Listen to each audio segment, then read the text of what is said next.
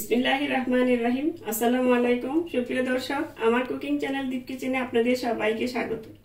আজকে আমি করে দেখাবো খুবই সুস্বাদু একটি আচারের রেসিপি। সেটা হচ্ছে বার্মিজ, জলপাইয়ের বার্মিজ আচার। এটা বানাতে খুবই সহজ আর খেতে খুবই সুস্বাদু হয়। এটা বানিয়ে প্লেটে ভরে রাখতে পারবেন না, এটা শেষ হয়ে যাবে তার আগেই। এই জন্যই এখন জলপাইয়ের সিজন, যেহেতু বানিয়ে সংরক্ষণ করে রাখবেন। আমি যেভাবে বানাই সেভাবে আজকে আমি করে দেখাচ্ছি। চলুন তাহলে কথা না বাড়িয়ে রেসিপিটা শুরু করা যাক। আচারটা তৈরি করার জন্য এখানে আমি জলপাই নিয়েছি প্রায় 2 কেজির মতন। এই দেখুন, এইভাবে মুখটা কেটে ফেলে দিয়ে সবকিছু এই যে এরকম থাকে, এই দেখুন মাঝে মধ্যে এরকম থাকে, এরকমও থাকে দাগ দাগ। এই জন্য আমি এভাবে সবগুলো কেটে ফেলে দিয়ে তারপরে ধুয়ে ভালো মতন পরিষ্কার করে ধুয়ে নিয়ে নিয়েছি। এখন আমি এখানে পানি দিয়ে এটা সিদ্ধ করে নিব। এখন দিয়ে দিচ্ছি পানি, পরিষ্কার মতো পানি দিয়ে দিবেন।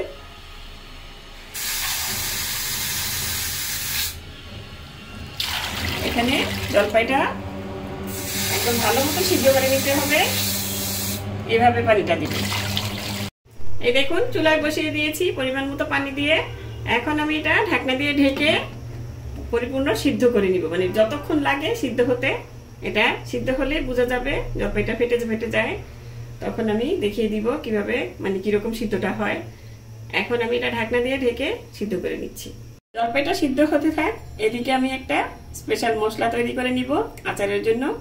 এখানে নিয়েছি প্রায় 15-16টার মতন শুকনা মরিচ, আর এখানে নিয়েছি 1 টেবিল চামচ ধনিয়া, আর 1.5 টেবিল চামচ মিষ্টি জিরা। এটার ফ্লেভারটা আমার ভালো লাগে, এই জন্য আমি একটু বেশি দিয়েছি। আর এখানে আছে 1 টেবিল চামচ নর্মাল জিরা। এগুলি আমি শুকনো খোলায় টেলে তারপরে এটা ব্লেন্ডারে ব্লেন্ড করে নিব। আপনারা চাইলে পাটায়ও বেটে নিতে পারেন, আধা ভাঙা করে নিলেই হবে, মিহি গুঁড়া লাগবে না। মশলাগুলো টেলে নেওয়ার জন্য আমি একটা কড়াই বসিয়ে দিয়েছি। এই দেখুন, এখানে আমি প্রথমে মরিচটা দিয়ে নিব। মরিচটা একটু হালকা ভাজা হয়ে আসলে তারপর আমি সেই ধনিয়া, জিরা, মৌরি এগুলি দিয়ে নিব। কারণ মরিচটা যদি আপনি একসাথে দেন তাহলে মরিচটা হয় কি অনেক সময় টালা হয় না।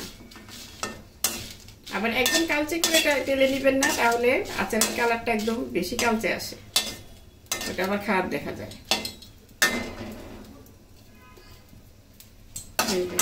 একটুখানি টেলে নেওয়ার পর এখন আমি এগুলো দিয়ে দিচ্ছি।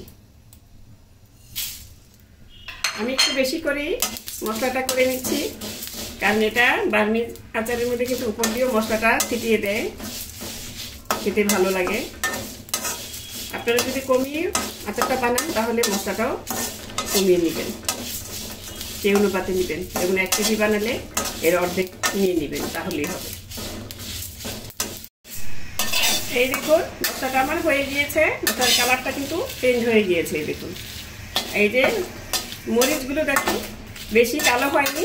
এভাবে করে নিলে আচারের মশলার কালারটা খুবই সুন্দর আসে। এখন আমি চুলাটা অফ করে দিচ্ছি। অফ করে দিয়েও কতক্ষণ নেড়ে চেড়ে নিব। এটা হবে কি, আপনার মশলাটা সুন্দর মতন মুচমুচে হবে, ব্লেন্ড করতে গেলে সুন্দর মতন ব্লেন্ড হয়ে যাবে।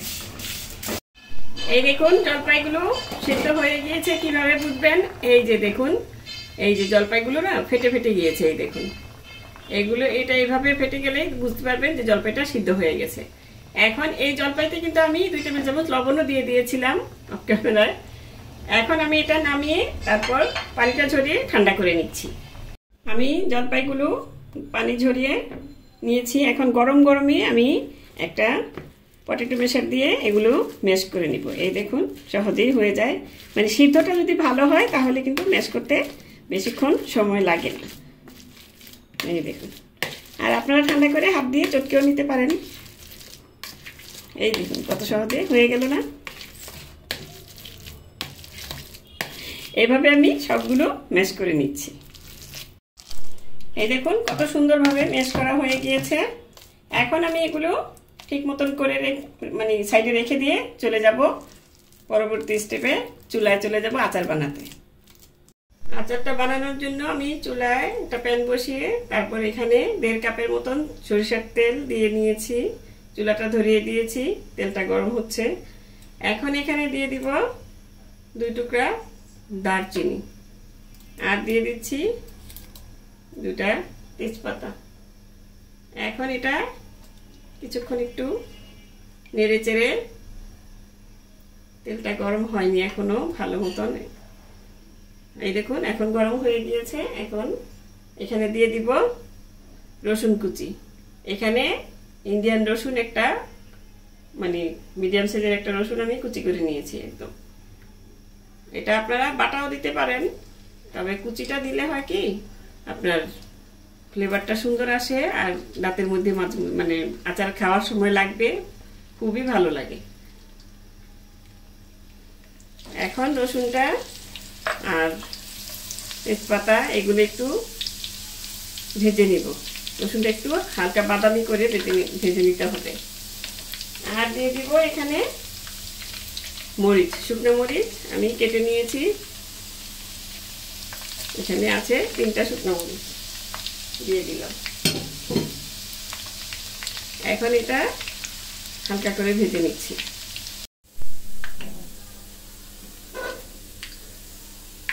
এই দেখুন রসুনটা বাদামি প্রায় হয়ে এসেছে।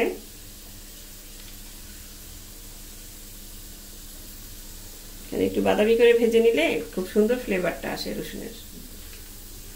আর আচার যখন খাবেন তখন এই রসুনটা একটু দাঁতের নিচে পড়লে খুবই ভালো লাগে। মানে যারা রসুন খেতে পছন্দ করেন, অনেকে আছে রসুন খেতে পছন্দ করেন না, তারা এটা স্কিপ করতে পারেন। এখন আমি সেই চটকে নেওয়া জলপাইগুলো দিয়ে দিচ্ছি। এখন চুলার আঁচটা একটু কমিয়ে নিতে পারেন।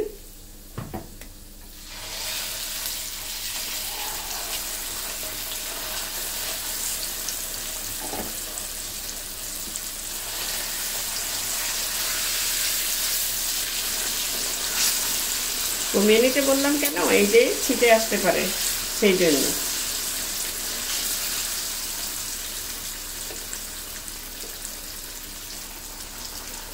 আমি বেশি করেই বানাচ্ছি, কারণ এই আচারটা আমি মাঝখান দিয়ে আরেকবার বানিয়ে নিয়েছিলাম, সব শেষ হয়ে গিয়েছে। এতই সুস্বাদু হয়, মানে খেতে নিলে একটা খেয়ে পেট ভরে না, মানে মন ভরে না, সবাই খেতেই থাকে। সেই জন্য আবারও এই জলপাই শেষের দিকে, মানে শেষ, এখন প্রায় জলপাই সিজনটা শেষ হয়ে আসছে, এখন আবার বানিয়ে নিলাম।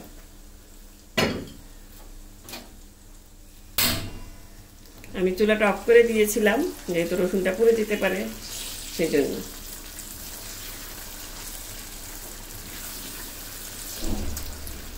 তেলটা কিন্তু এখন একটু বেশি লাগবে, মনে হবে কত তেল দিয়েছি, কিন্তু না, কিছুক্ষণ পরে নাড়াচাড়া করতে করতে দেখবেন তেলটা মিশে গিয়েছে।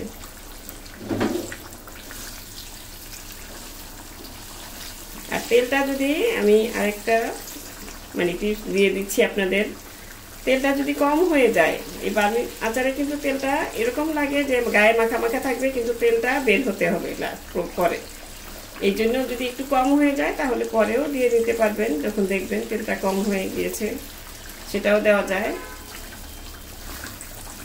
তবে বেশি দিলে অসুবিধা নাই, আচারের তেল তো থাকলে সেটা আচারের মধ্যে আবার ঢেলে রেখে দেওয়া যায়। এটাতে না দিলে আপনি অন্য আচারও দিয়ে দিতে পারবেন। এখন আমি এটা কিছুক্ষণ আমি তেলের সাথে মানে জলপাইগুলো ভেজে নিব, কিছুক্ষণ কষিয়ে নিতে হবে। এর মধ্যে এখন আবারও চুলাটা আমি একটু কমিয়ে দিলাম, কমিয়ে রেখেছি যেহেতু আমি এখন দিচ্ছি, এগুলো উপাদানগুলো দিচ্ছি সেই জন্য একটু কমিয়ে রেখেছি। এখন দিয়ে দিলাম এখানে 1/2 টেবিল চামচ শুকনো মরিচের গুঁড়া। এটা আপনারা আপনাদের স্বাদের মধ্যে মানে স্বাদ অনুযায়ী দিয়ে নেবেন, যে যেমন ঝালটা খান। আর সামান্য 1 চা চামচ হলুদ গুঁড়া, এটা দিলাম একটা কালারটা সুন্দর আসে।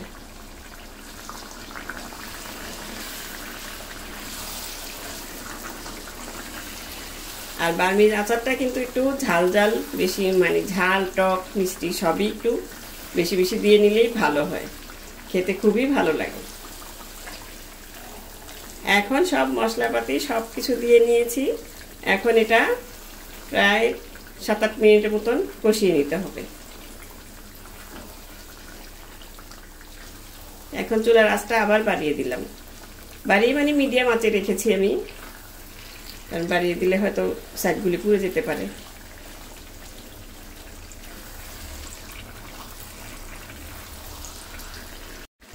ফিরে এলাম প্রায় 7-8 মিনিট পর। আমার আচারটা কষানো হয়ে গিয়েছে। এখন এখানে দিয়ে দিব আমি চিনি। আমি এখানে 3 কাপ চিনি নিয়েছি, যেহেতু এখানে আমার 2 কেজি জলপাই, এই জন্য আমি আমার স্বাদ অনুযায়ী দিয়েছি। আপনারা আপনাদের স্বাদ অনুযায়ী দিবেন, কেউ কমিয়ে দিতে পারেন, বাড়িয়েও দিতে পারেন। আচারটা আসলে যে যার স্বাদ অনুযায়ী করে নিলেই ভালো হয়। আমি বলে দিব 3 কাপ, আপনি যদি আবার একটু কম খান তাহলে আপনার কাছে কমটা ভালো লাগবে। এখন চিনিটার সাথে মিশিয়ে নিচ্ছি। খেয়াল রাখবেন যাতে নিচে লেগে না যায়, এর জন্য নেড়ে চেড়ে যেতে হবে।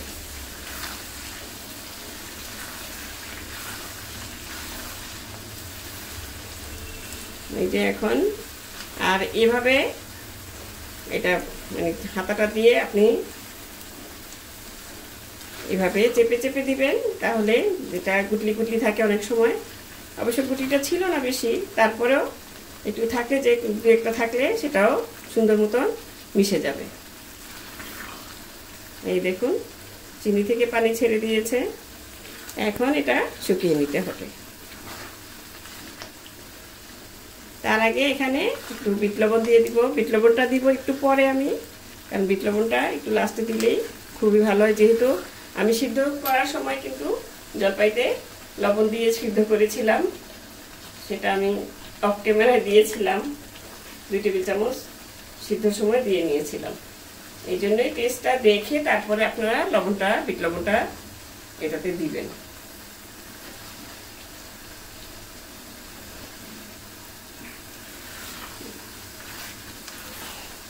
ফিরে আসছি আরো কিছুক্ষণ পর।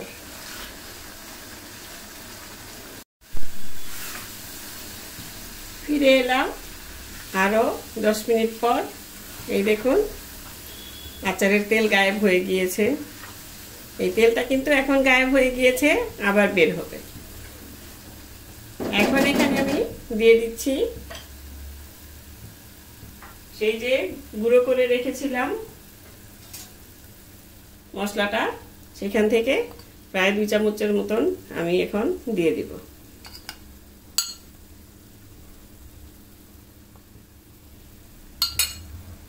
বাকিটা আমি পরে দিব।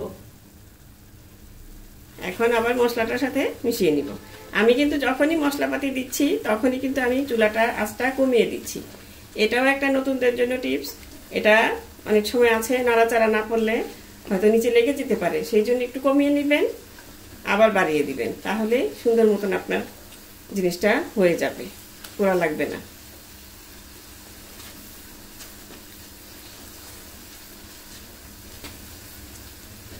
এই দেখুন এখন শুধু হাতের উপরে প্রেসারটা পড়বে, আর কিছুই না।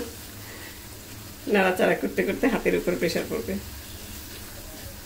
ভাই একটু মজার জিনিস খেতে গেলে তো একটু কষ্ট করতেই হবে, আর ঘরে তৈরি জিনিস তো সবচেয়ে বেস্ট। বাইরের আচার, এই যে দেখালাম আমি যে জলপাইগুলো আমি কেটে নিয়েছি ময়লা টলা ফেলে দিয়ে, মানে ময়লা অনেক কিছু থাকে, পোকাও থাকে অনেক সময়।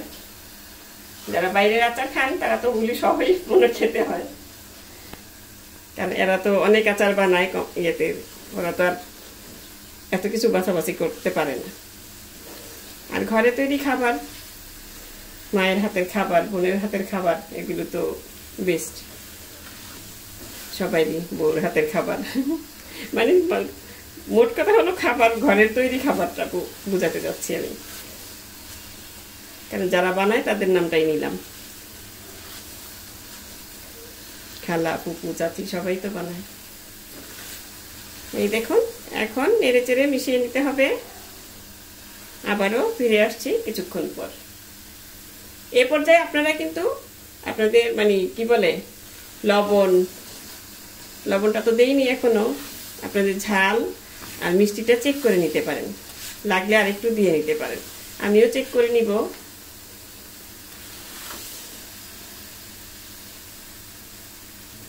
লাগলে আরেকটু দিয়ে নিব।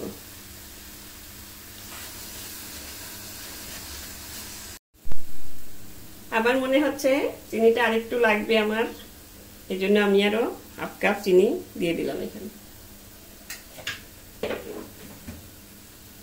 আর দিয়ে দিব এখানে 1 টেবিল চামচ বিট লবণ।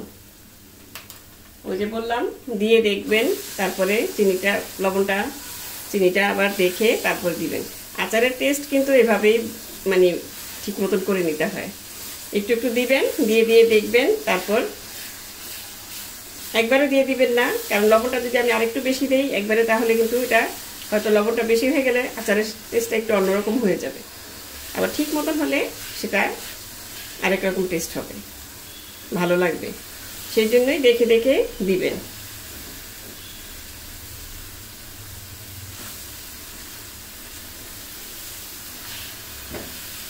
আমি সব রান্নাতেই বলি যে লবণটা একবারে ঢেলে দিবেন না, যে কোনো রান্নাতেই, কারণ লবণটা বেশি হয়ে গেলে কিন্তু সেটা আর কমানো যাবে না।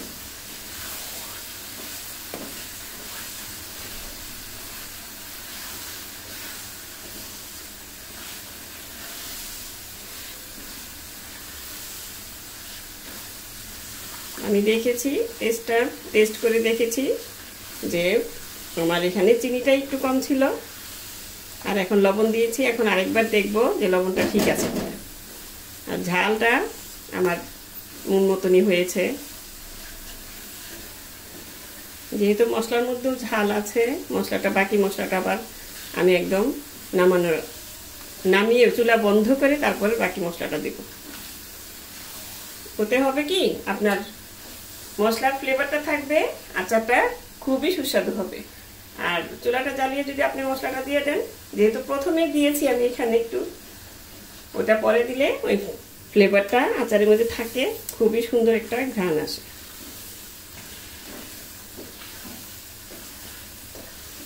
এখন আরো কিছুক্ষণ নেড়ে নেব। তার আগে এখানে দিয়ে দিব আমি ভিনেগার। এখানে প্রায় 1/3 কাপ ভিনেগার আমি দিয়ে দিলাম, কারণ এই আচারটাতে অনেকদিন রাখতে গেলে সেটা ভিনেগারটা দিলে এটা নষ্ট হয় না। আমি যেহেতু অনেক 2 কেজির জলপাইয়ের আচার বানিয়েছি, সেই জন্য আমি এখানে 1/3 কাপ পুরোপুরি দিইনি, 1/3 কাপের চেয়ে কম, 1/4 কাপের চেয়ে একটু বেশি এই পরিমাণে দিয়েছি। আপনারা যদি 1 কেজি বানান তাহলে 4 টেবিল চামচ দিয়ে দিলেই হয়ে যাবে। এতে আচারটা বাইরে আপনি রেখে দিতে পারবেন সারা বছর, ভালো থাকবে। আর যদি সাথে সাথে আমার মতন আমি যেমন প্রথমে বানিয়েছি ফুরিয়ে গিয়েছে, এরকম যদি ফুরিয়ে যায় তাহলে আপনারা ভিনেগারটা না দিলেও পারবেন, না দিলেও হবে। প্রায় 1 মাসের মতন ভিনেগার ছাড়াই ভালো থাকে। এখন আবার নেড়ে চেড়ে ভিনেগারটা শুকিয়ে নিচ্ছি, যেহেতু আচারের মধ্যে একটু পানি পানি ভাব আছে, আর একটু শক্ত হতে হবে। এখন শুধু নেড়ে চেড়ে গেলেই চলবে। আর লবণটা দেখে আমি আবার লাগলে লবণটা দিয়ে দিব। ওই যে বললাম, এভাবে ধাপে ধাপে দিবেন, আর একটু একটু করে, তারপর আচারটা সুন্দর মতন পারফেক্ট হবে। নাড়ার সময় খেয়াল রাখবেন যাতে নিচে লেগে না যায়। এই দেখুন, এখানে কিন্তু লেগে যায়নি, প্রায় হয়ে এসেছে। ওই যে প্যান থেকে ছেড়ে ছেড়ে আসছে আচারটা। যেহেতু এটা আমি গোল গোল করে বানিয়ে নিব, গোল করে হোক লম্বা করে হোক, যেভাবে হোক ওটা বানিয়ে নিতে হবে, সেই জন্য এটা আর একটু শক্ত করতে হবে।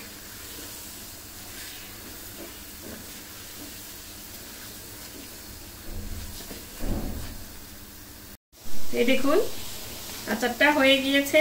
এই যে প্যানের থেকে একদম কি বলে এটাকে, দলা পাকিয়ে যাচ্ছে। এই যে তেলটাও বেরিয়ে আসছে। এখন কিছুক্ষণ রেখে দিলেই তেলটা আস্তে আস্তে বের হতে থাকবে। এখন আমি চুলাটা অফ করে দিচ্ছি। আরেকটা পদ্ধতি আপনাদের বুঝিয়ে দিচ্ছি যে কীভাবে আচারটা বুঝবেন যে ঠিক মতন হয়েছে। এটা যেহেতু গোল গোল করে আমাদের লাড্ডুর মতন পাকাতে হবে, বানাতে হবে, সেই জন্য এই যে আমি কিন্তু চুলাটা অফ করে দিয়েছি। আমি এখানে একটু আগে থেকেই রেখে দিয়েছিলাম নামিয়ে। এই দেখুন, এটা এখন এভাবে একটু হাতে নিয়ে গোল করে নিলেই বুঝতে পারবেন যে এটা আচারটা হয়ে গিয়েছে। এখন আমি নামিয়ে নিব। তার আগে আমি সেই যে মশলাটা রেখেছিলাম সেই মশলা থেকে আরও 2 চামচ মশলা এখানে দিয়ে দিব। ওই যে বললাম যে মশলাটা একদম চুলা বন্ধ করে তারপরে দিবেন, তাহলে খুব সুন্দর ফ্লেভারটাও থাকবে আর খেতেও ভালো লাগবে। আচারের মশলার একটা ফ্লেভার আসবে। এখন এটার সাথে আমি মিশিয়ে নেব, ভালো মতন মিশিয়ে তারপর এটা আমি নামিয়ে ঠান্ডা করে তারপর আপনাদের আচারটা বানিয়ে দেখাবো, মানে এই যে গোল গোল লাড্ডু করে বানিয়ে দেখাবো, বার্মিজ আচার যেটা বানায় আর কি। আচারটা ঠান্ডা হয়ে গিয়েছে, এই দেখুন। এখন আমি এই দেখুন তেলটাও মানে বের হয়ে আসছে। এখন আমি আচারটা বানিয়ে নিব। এই দেখুন, প্রথমে হাতে নিয়ে এভাবে করে, এভাবে, তারপরে একটু বড় করে বানাতে চাইলে বড় করে, ছোট করে বানাতে চাইলে ছোট করে বানাবেন, যার যেমন খুশি। এখন এখান থেকে একটা বিচি নিয়ে এই যে এভাবে দিয়ে তারপরে এভাবে এভাবে করে সেম মানে জলপাইটা যেরকম হয় ওরকমই করে বানিয়ে নিতে পারবেন। আবার গোল করে বানিয়ে নিতে পারেন, সেটা আপনাদের ইচ্ছা।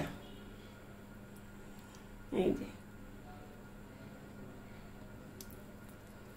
এই দেখুন, এভাবে আমি সবগুলো বানিয়ে নিচ্ছি। এই দেখুন, আমি সবগুলো বানিয়ে নিয়েছি। গোলাপ জামুন, কালো জামুন 2 শেপই বানিয়েছি। এখন এখানে আমি সেই যে মশলাটা আবারও একটু ছড়িয়ে ছিটিয়ে দিচ্ছি। এটা বার্মিজ আচারের মধ্যে থাকে মশলা, দেখবেন মশলা উপর দিয়েও মশলা থাকে। এই যে আর দিয়ে দিচ্ছি একটু চিলি ফ্লেক্স। এই তো হয়ে গেল আমার অতি সুস্বাদু জলপাইয়ের বার্মিজ আচার। আচ্ছা, আপনারা এইভাবে বানাবেন। আমার রেসিপি ফলো করলে আপনাদের মানে আচারটাও খুবই সুস্বাদু হবে। বানিয়ে খেয়ে দেখবেন আর কমেন্ট করে জানাবেন আপনাদের কেমন লেগেছে। তো দর্শক, রেসিপিটি যদি ভালো লাগে প্লিজ আমার চ্যানেলটি সাবস্ক্রাইব করে নিয়মিত চ্যানেলটির পাশে থাকবেন। সুস্থ থাকবেন, ভালো থাকবেন, ঘরে তৈরি খাবার খাবেন আর আমার জন্য দোয়া করবেন। আল্লাহ হাফেজ।